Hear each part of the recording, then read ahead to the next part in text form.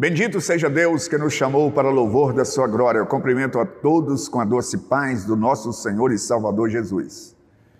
Hoje eu quero compartilhar com você uma palavra onde eu vou falar sobre pessoas de coração nobre. Mas antes da nossa meditação, eu quero convidar você a estar conosco em uma de nossas reuniões. Todas as terças-feiras, às 19h30, nós reunimos no culto de oração. Na quarta-feira, às 15 horas, culto de oração. Você que precisa de oração, esteja conosco em um destes horários. Na terça, às 19h30, ou então na quarta, às 15 horas. No sábado, nós reunimos às 19h30 no culto de adoração a Deus. E no domingo, em 3 horários, sendo que às 9 horas é o culto de ensino. Às 17 às 19 são cultos de celebrações ao nosso Deus. Portanto, fica aí o nosso convite. É sempre uma alegria receber pessoas como você em uma de nossas igrejas. Eu quero pensar com você sobre pessoas de coração nobre. O que eu quero dizer com isto? São pessoas bondosas, pessoas que amam a justiça, pessoas que elas apreciam aquilo que é reto, aquilo que é correto. E eu quero meditar com você no texto que encontra em João, capítulo 3, a partir do verso 1, diz assim: havia entre os fariseus um homem chamado Nicodemos, um dos principais dos judeus. Este, de noite, foi ter com Jesus e lhe disse: Rabi, sabemos que és mestre, vindo da parte de Deus, porque ninguém pode fazer estes sinais que tu fazes, se Deus não estiver com ele. A isto respondeu Jesus: em verdade te digo, que se alguém não nascer de novo, não pode ver o reino de Deus. Perguntou-lhe Nicodemos: como pode um homem nascer sendo velho? Pode, porventura, voltar ao ventre materno e nascer segunda vez?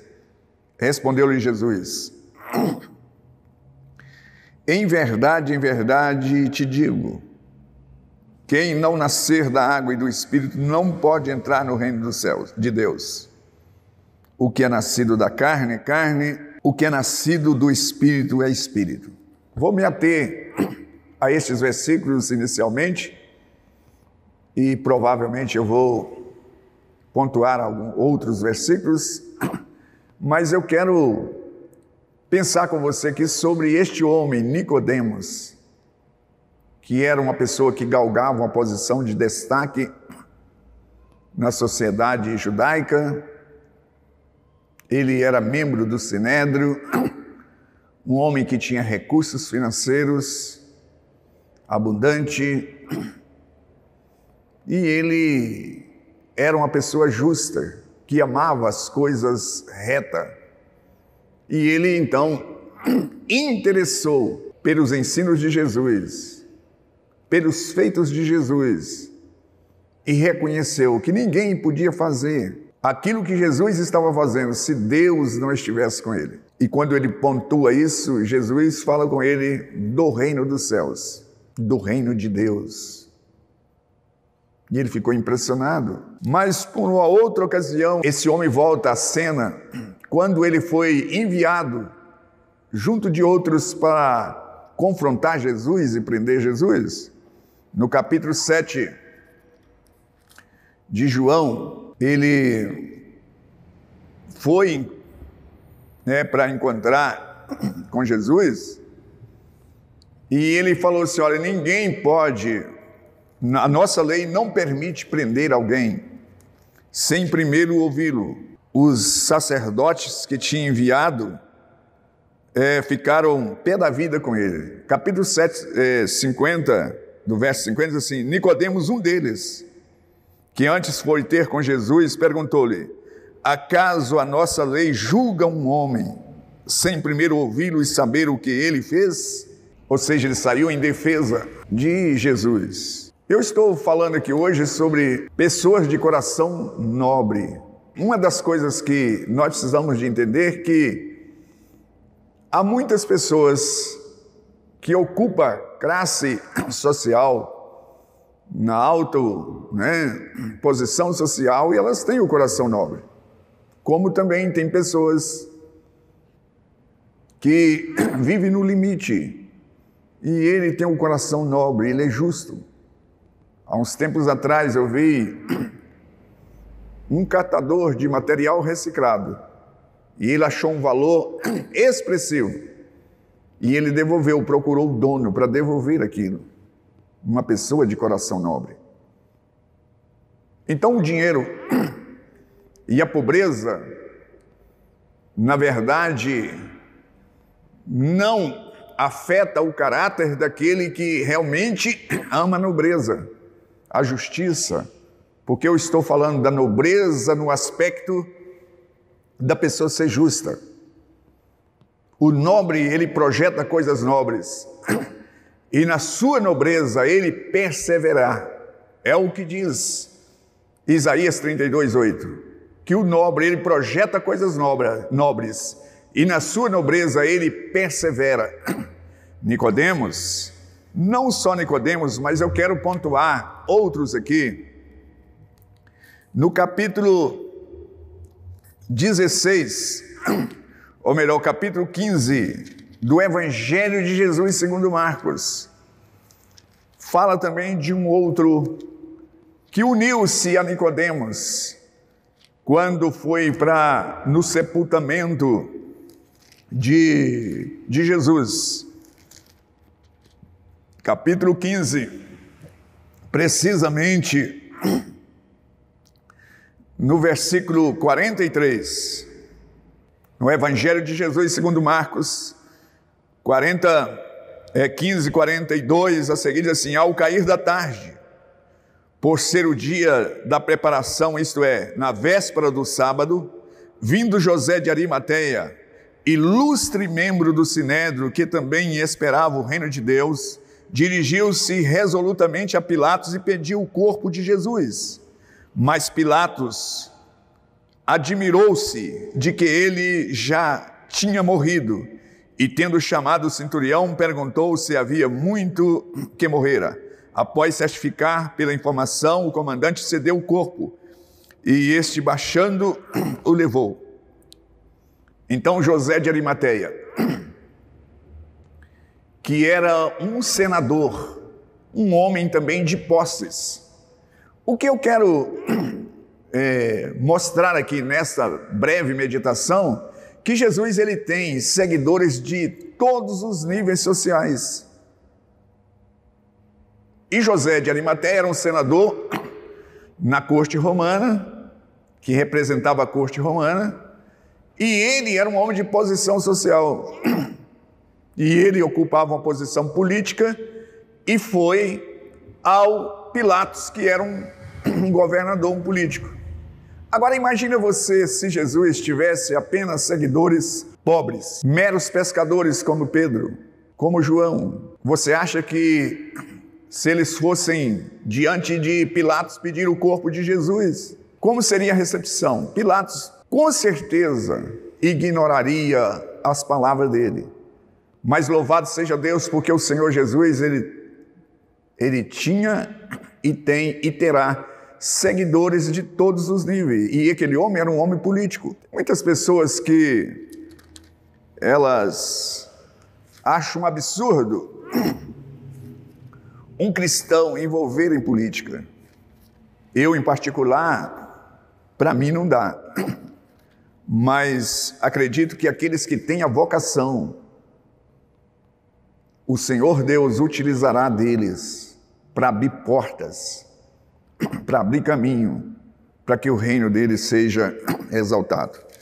E aí eu quero ler aqui que este homem, Nicodemos e José de Arimateia, que eu já até li aqui, mas agora eu vou ler no Evangelho de João. Depois disso, José de Arimateia, que era discípulo de Jesus, ainda que ocultamente pelo receio que tinha dos judeus, rogou a Pilatos que permitisse tirar o corpo de Jesus. Pilatos lhe permitiu. Então foi José de Arimateia, retirou o corpo de Jesus E também Nicodemos, aquele que anteriormente viera ter com Jesus à noite, foi levando cerca de 100 libras de um composto de mirra e oleóis. E tomaram o corpo de Jesus, envolveram em lençóis e sepultaram. Veja bem, o Evangelho de Jesus, ele precisa de pessoas que tenham o coração reto, um coração justo. Tem pessoas que têm pavor e acham que a pessoa, se ela tiver recurso, ela é pervertida, ela ganhou dinheiro desonestamente, ela é corrupta, e é um grande equívoco. Eu conheço pessoas de posse que é infinitamente mais humilde de que algumas pessoas que não têm posse alguma. Eu conheço, sou testemunha disso. Mas a minha palavra aqui hoje é sobre pessoas de coração nobre. Não são só estas pessoas. A última escritura que eu quero ler para finalizar é em Lucas 8, onde fala que algumas mulheres que financiaram o ministério de Jesus. Já imaginou a comitiva de Jesus? Quantas pessoas que andavam com Jesus? Só os homens eram 13 que andavam com ele.